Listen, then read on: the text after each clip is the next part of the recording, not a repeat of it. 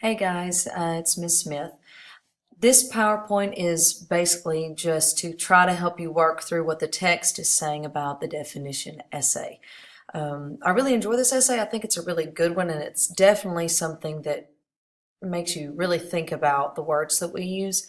So if you can do this one, the rest should be pretty easy for you, I think. Again, I know I've already sent an email out. I decided to kind of revamp the video and let you, and so I could actually tell you as well. I apologize. I don't know exactly what's happening with Blackboard and Banner and the email and everything like that. I know that it's down for maintenance. It's fixed now, but I have had issues in the past where I would do a hybrid class and it would kick me off or something like that. So I really thought it would be fixed for a full term online. But apparently not. So hopefully we have everything taken care of. So I apologize again. So let's start looking at very briefly about what a definition essay actually is. So defined, oh the irony, it's an essay used to write an extended definition of a word or term. Okay, that makes it sound super boring. It's not that boring. Okay, let me try to kind of make more sense. So defining terms in writing is often more complicated than just consulting a dictionary. If you just copy paste the definition of anything from dictionary.com or any of these other sites, that's not what we're looking for. In fact, you really don't want to use it at all if you can help it, because this is more about when you hear a word, what kind of emotion does it evoke for you? Because how do you define that word?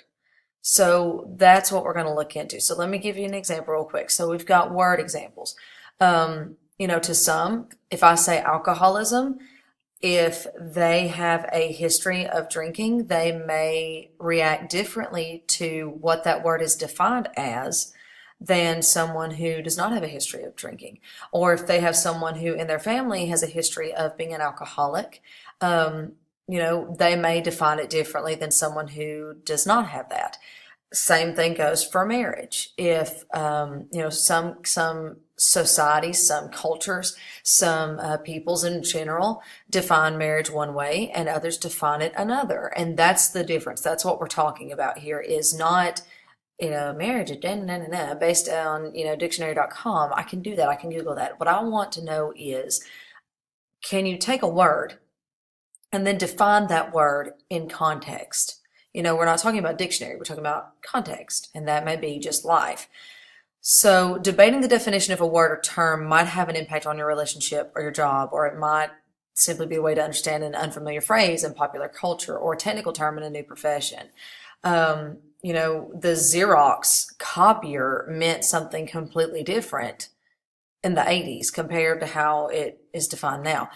That may be simple, but that's what we're talking about. So when writing one, what do you want to avoid? Well, avoid terms that are too simple. If you're talking about apple, let's define apple. Okay, apple's pretty straightforward. Some people think it tastes sweet. Some people, that's not what we're talking about. How is the word defined in context of anything? So you could think in terms of things like hero. Like if you went up to somebody and you said, who is a hero to you? Some people may choose Captain America. Some people may say their mother. Some people may say their grandfather. Some people may say their sibling. It depends on how they view that word, how in context that word is defined for them. So definitions of concepts rather than objects are often fluid and controversial. So that's going to make a more interesting essay for you and give you something to write about. Because remember, we want a minimum of 3 paragraphs, a maximum of 8. This isn't a page count thing. We just, kind of covering our bases. So for definition essays, try to think of concepts in which you have a personal stake. You're more likely to write something that's engaging if you have a personal opinion about it. Now, there's caution to that, and that's where I want to head next. So even though you're able to pull from personal experiences, don't be opinionated. We don't want to have those first or second person pronouns. We don't want to use you, your, me, my, our, I. Don't make it a personal thing. but you can give examples. You can put it in the context for your reader that you view it from. Like if you view a hero as your mother or as a mother, you can write about that and put it in the context of the reason why that you view mothers as heroes, so the reader sees it from your perspective. You just don't want to use first or second person pronouns because then it becomes opinionated. We want this to be stated more like fact. So choose a topic that will be complex enough to discuss at length, and above all, stay focused because it's easier to rabbit trail for these essays. Now, I'm not saying you're getting a grade for this, okay?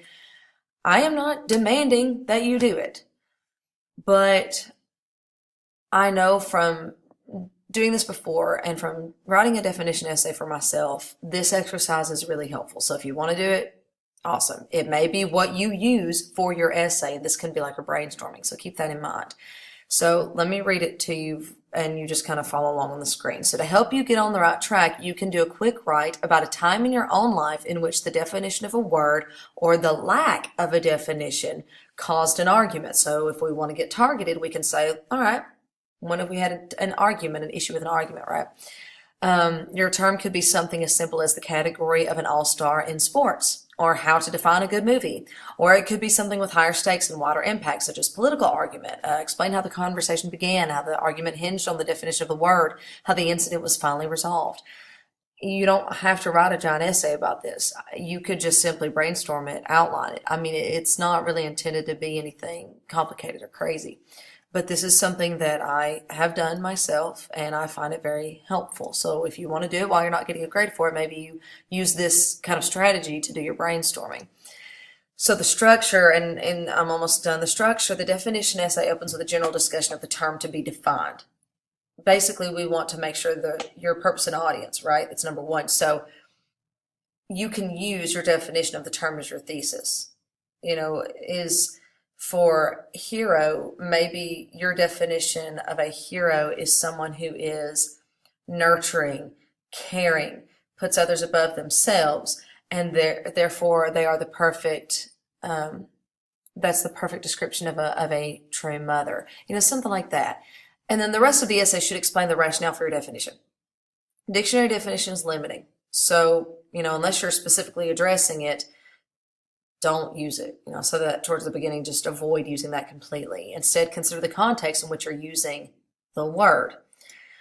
Often words take on different meanings depending on the context in which they are used. So if you're saying that, for example, on a battlefield setting, if we're talking about a leader there versus a leader in an elementary school, they have characteristics that make them both a leader, but they don't have the same characteristics. A principal of a little elementary school does not necessarily have to have the same leadership qualities or characteristics as an officer in the Army. I mean, it's just not the same.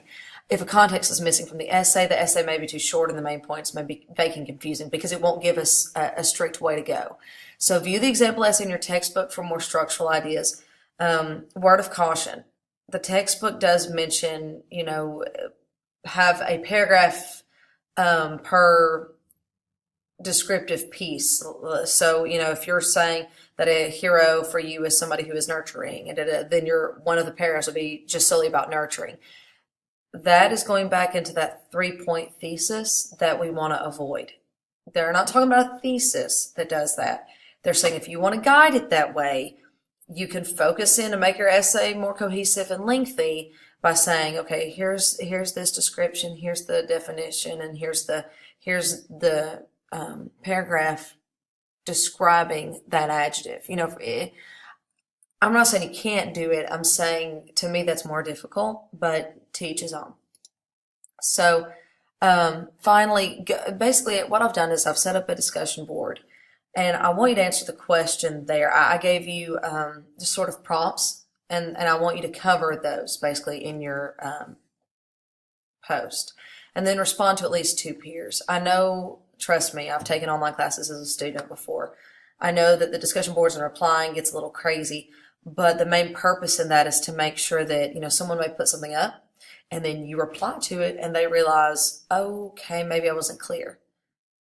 That's what's going to save them when they fix their essay. So whether you find value in it or not, it is actually useful.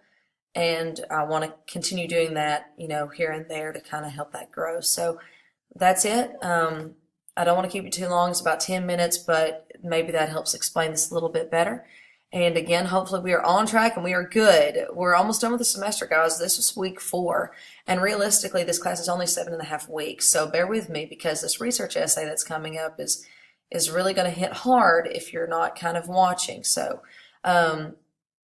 also, real quick, your narratives, I've got them, but your grades were not showing up because of the fault in the system. So we should be good now. I'm going to try to check that tonight and when I get home from church and see if I can, kind of get all that together. So, but I will email you if I find anything, and I hope you have an awesome day, and I hope that you're not too mad at me for extending the due date a little bit on your essay number 2. All right, have a good day, guys.